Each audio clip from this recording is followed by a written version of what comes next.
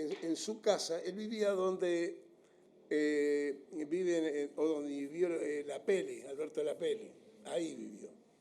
Y el salón del frente, el salón más grande, ese era el taller.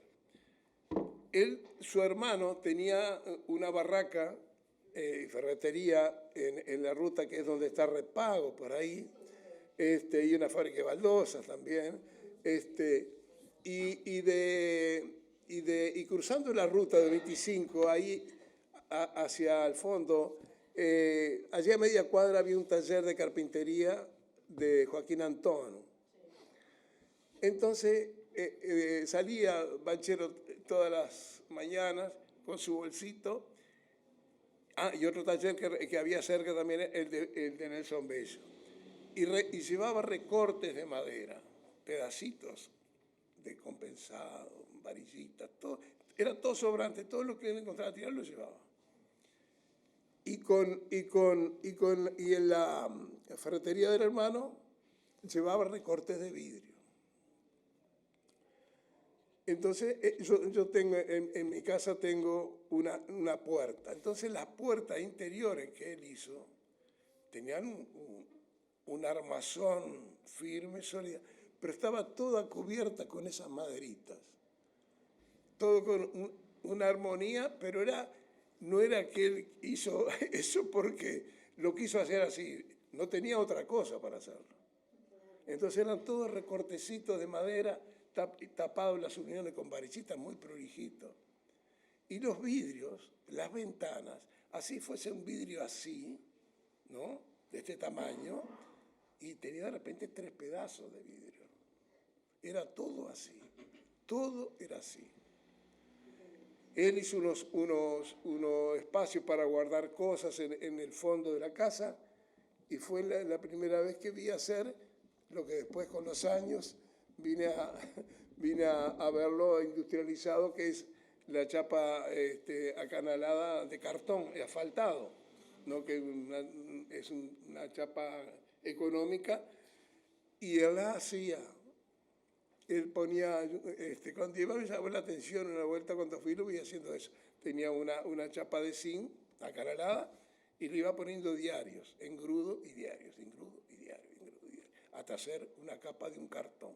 Cuando eso estaba seco, él le daba asfalto por los dos lados y le quedaba un techo fantástico para los galponcitos. Así que... Fue el inventor de la chapa. Y yo diría que sí, porque es una cosa que es la primera vez que vi hacer eso, pero ya te digo, era su austeridad tan grande que él no estaba, digamos, cómodamente económicamente. Cuando esas pinturas, cuando él empezó a hacer, lo que hacíamos era llevar, cada uno ponía un pesito y todo se hacía un fondo, entonces con eso se iba comprando. Pero una generosidad increíble. Él era autodidacta. Tuvo un contacto con un pintor que no me acuerdo ahora, como él tenía un sobrenombre, fue con el que él más o menos tuvo las primeras orientaciones. Pero él pintaba también carteles. Pintó, por ejemplo, ahora ya no existe, pero cuando estaba Cerámicas del Sur, el tremendo techo aquel de 2 aguas que había, en el techo de la ruta veías, decía Cerámicas del Sur, eso lo había pintado él, ¿no? Y a pincel, ¿no? Hoy se hace de otra manera, la tecnología da otra posibilidad. Pero dentro de la pintura, a lo que preguntas tú, era autodidacta, pero con una cabeza muy abierta y una visión de las cosas que lo llevó a que hiciera cosas. Es decir, la mayoría de las pinturas que se conocen de Banchero, la mayoría eran, ya les digo, jarrones con flores, algún paisaje, pero Caco tenía pinturas abstractas. Hay imágenes ahí. Bueno, pinturas abstractas, ¿no? Entonces, no era solo eso lo que hacían. Había otra cosa, otra elaboración. ¿no? Y una pena de que se fuera tan joven. A nosotros, como éramos más chicos, nos parecía que era una persona muy grande, pero la verdad que para esa labor, no estaría para jugar al fútbol, que le gustaba mucho, pero para esa labor tenía tiempo para rato. Pero lamentablemente la vida es así. ¿Quedaron obras de él por algún lado o no? Y hay mucha gente que tiene, sí, que tiene cosas. Yo tengo una sola. Una obra que fue premiada en un salón del interior en San José, Enllantando se llama la obra. Son unos obreros enllantando una rueda de carro, ¿viste? En una herrería. Pero quedan pocas. Y lo que hay, ya te digo, lo más conocido son los jarrones con flores y esas cosas. Era admirador de Cunio, además, muy admirador de Cunio.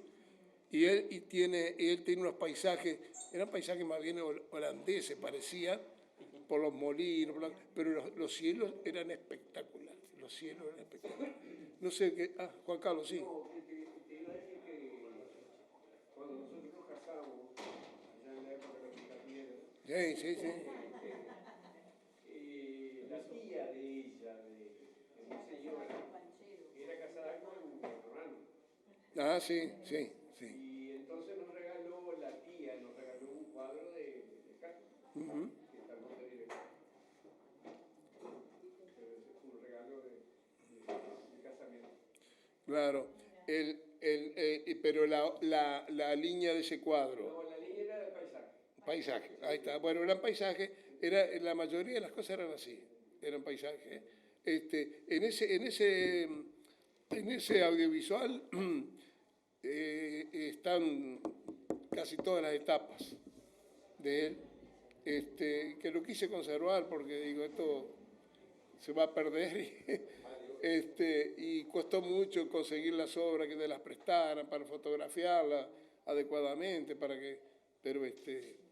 sí, eso que decís tú de regalo de casamiento era una cuestión muy común en esa época.